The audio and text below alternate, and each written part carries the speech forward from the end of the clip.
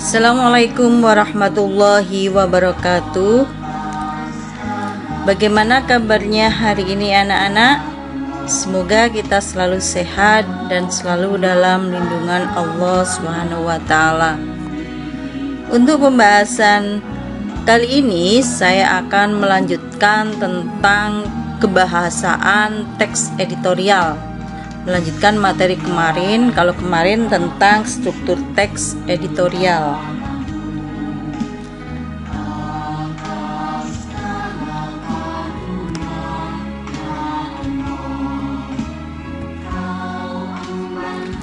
Kompetensi dasarnya adalah menganalisis kebahasaan teks editorial.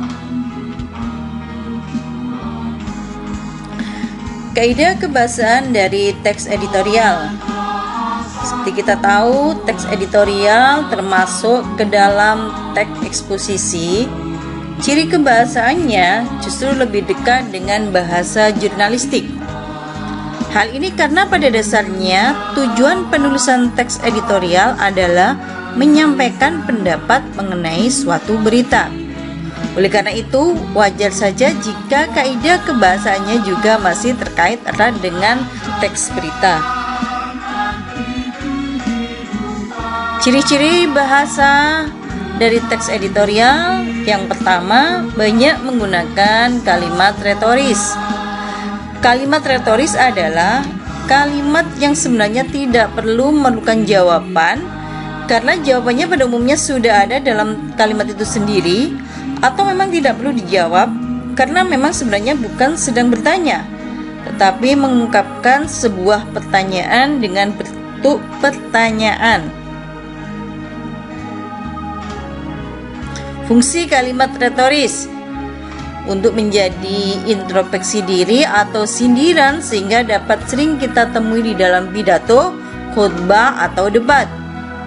Yang kedua, untuk menyindir juga bisa digunakan untuk beri nasihat, dukungan, atau pesan terhadap orang lain secara halus. Yang ketiga, untuk merangsang pembaca agar merenungkan suatu masalah lebih dalam. Contohnya kalimat retoris, bukankah membohongi orang tua adalah dosa besar?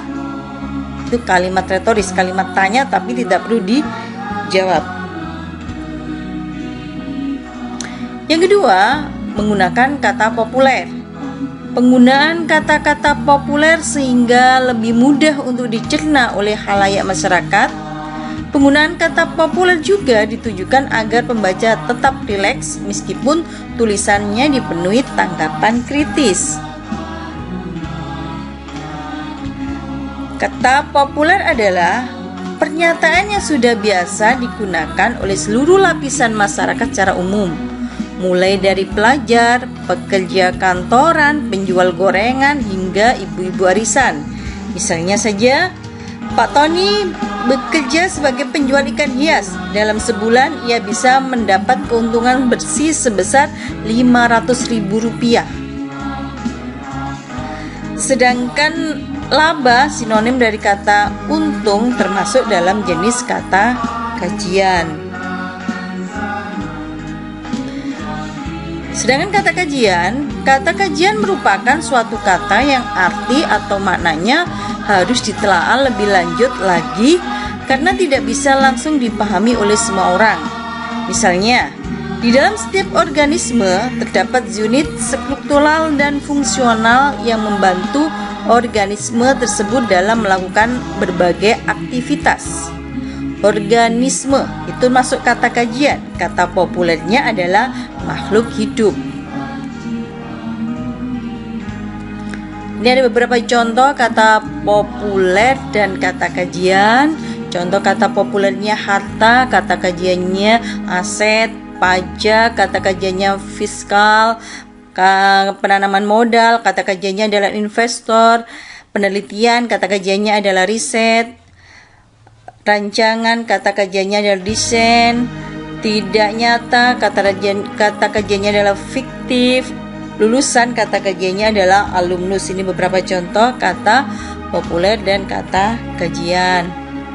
Kebahasaan selanjutnya adalah kata ganti penunjuk. kata ganti penunjuk merupakan kata ganti yang digunakan untuk menggantikan posisi kata benda yang ditunjuk dalam kalimat.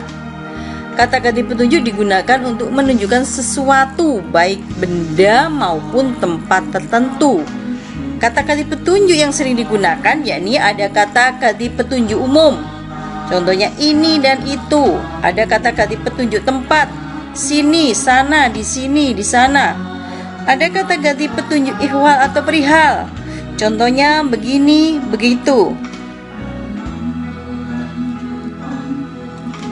Kebahasaan selanjutnya adalah menggunakan konjungsi kausalitas. Konjungsi kausalitas merupakan suatu konjungsi yang telah menghubungkan dalam dua kata atau lebih yang menjelaskan akibat dan sebab.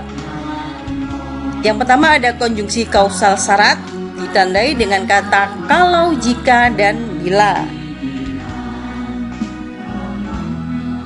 Yang kedua ada konjungsi kausal simpulan, ditandai dengan kata jadi, demikian. Yang ketiga ada konjungsi kausal alasan, ditandai dengan kata karena. Yang keempat ada konjungsi kausal untuk, ditandai dengan untuk itu, agar. Yang kelima konjungsi kausal akibat, ditandai dengan kata sehingga, oleh sebab itu, oleh karena itu.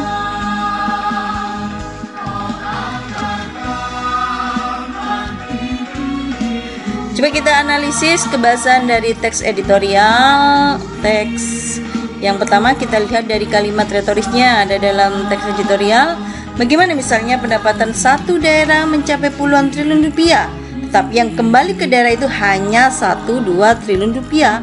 Kalimat tanya ini tapi tidak perlu jawab, ada dalam teks editorial. Kita lihat pada pengelompokan kata populernya. Ya, dalam teks editorial itu ada kata populer, rencana pemindahan ibu kota dari Jakarta masuki fase baru. Rencana kata populernya, kalau kita lihat kata kajiannya adalah agenda. Yang kedua, dalam kesempatan tersebut Jokowi resmi meminta izin kepada MPR, DPR, DPR dan DPD dan masyarakat untuk memindahkan ibu kota ke Kalimantan. Resmi, kata kajiannya adalah formal. Ibu kota baru nanti kiranya akan dibangun dengan anggaran ratusan triliun rupiah. Anggaran kata populernya, kata kajiannya adalah budget.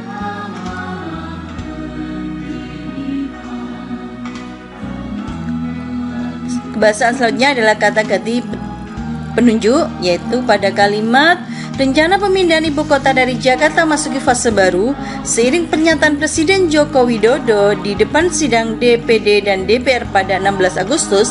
Dalam kesempatan tersebut Jokowi resmi meminta izin kepada MPR.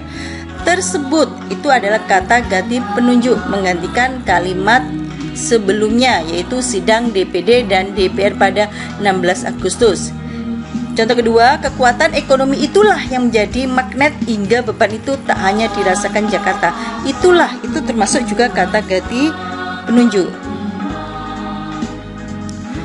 Selanjutnya konjungsi kausal yang ada dalam teks itu adalah ibu akan ke gedung perpisahan, oleh karena itu ibu berangkat dari jam 08. Ya, ada untuk, ada karena, ada oleh sebab itu. Ya, demikian dari materi kebahasaan teks editorial. Ada kurang lebihnya, saya mohon maaf, semoga bermanfaat. Wassalamualaikum warahmatullahi wabarakatuh.